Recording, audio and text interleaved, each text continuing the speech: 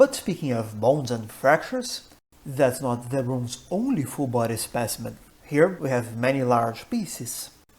First we have, of course, the bones, and I believe, considering whom I'm talking to, it's completely unnecessary to go bone by bone, but you can see, of course, from the large bones such as the femur and the tibia and the humerus, for example, to the pelvis we were discussing before, to the skull, the ribs, and it mentions how the bone is a very responsive tissue, meaning that it becomes the more mineralized the more weight you put on it, and that's essentially why weightlifting, for example, prevents osteoporosis.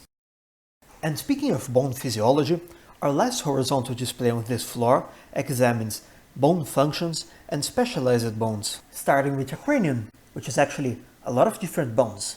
And if you went to med school, you've probably learned all of them, and perhaps forgotten all of them by now. But if you can remember at least the temporal bone, here we have an example of the cochlea, the hearing organ inside it. Speaking of which, did you see what I did there?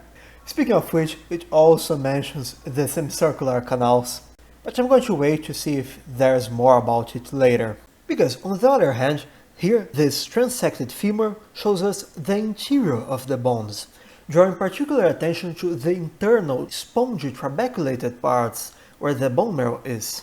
And finally, here, very tiny, the ossicles of the ear, the incus, the malleus, and the stapes. Here we have another interesting model. This one is about the tendons, and here one about the muscles. So, regarding the one with the tendons, most joints are stabilized by ligaments. Just think about it. If you had just one